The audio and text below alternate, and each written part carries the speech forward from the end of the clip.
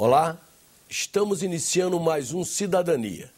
Eu vou entrevistar Cristiano Ferri, que é PhD em Democracia Digital e o responsável pelo portal E-Democracia da Câmara dos Deputados.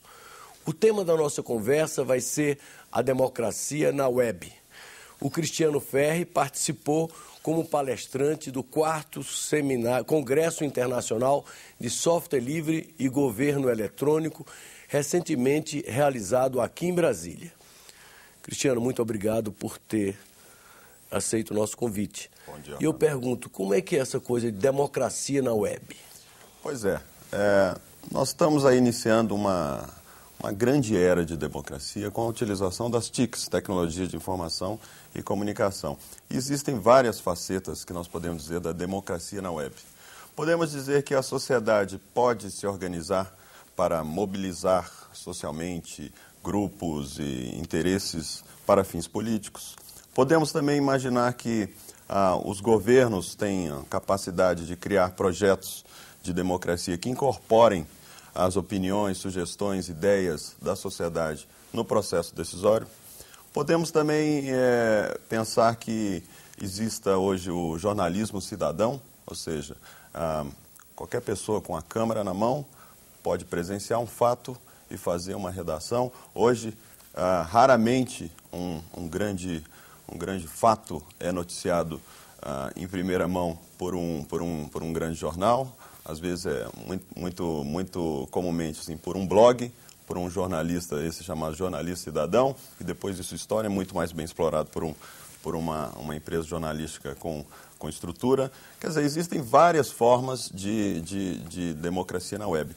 O que nós discutimos recentemente no Consege foi a forma por meio do qual há uma colaboração entre governo e sociedade, ou seja, o governo disponibiliza os seus dados, os dados sobre, por exemplo, o Congresso Nacional, sobre o Poder Executivo, e ativistas digitais, programadores, pessoas que trabalham com transparência e com democracia, utilizam esses dados para fazer uma série de projetos que traduzem essas informações de forma muito mais amigável, que inclusive devolvem serviços para o Estado, né?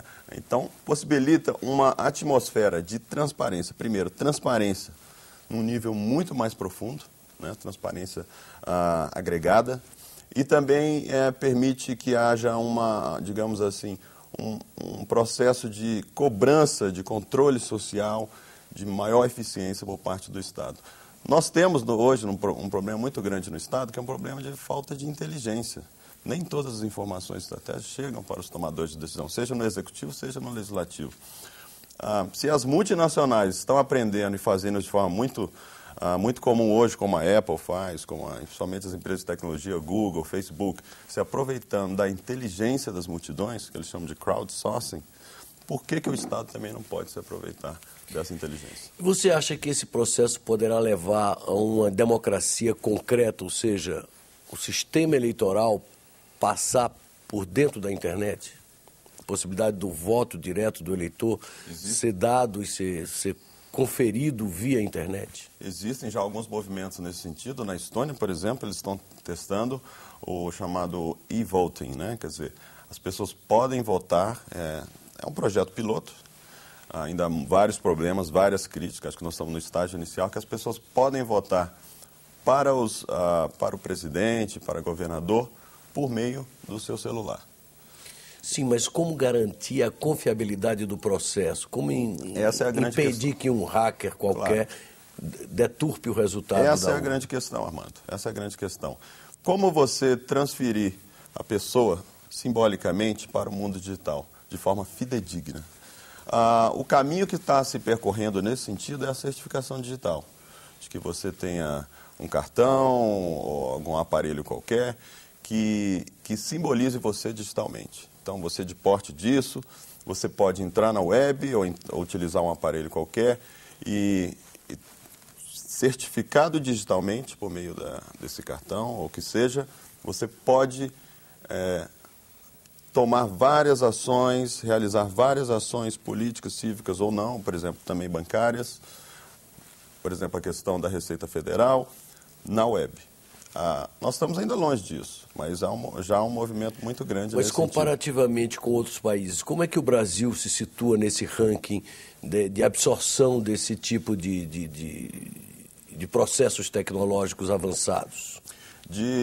Nós estamos ainda numa fase incipiente, no meu modo de ver, né? Essa questão de dados abertos, que foi muito discutido agora no Consege, nesse grande evento organizado de forma exemplar pelo SERPRO, foi um evento que eu considero histórico, que se discutiu transparência, discutiu democracia na web, e um dos pontos principais dessa discussão são os dados abertos, ou seja, o governo considera que ele não tem capacidade de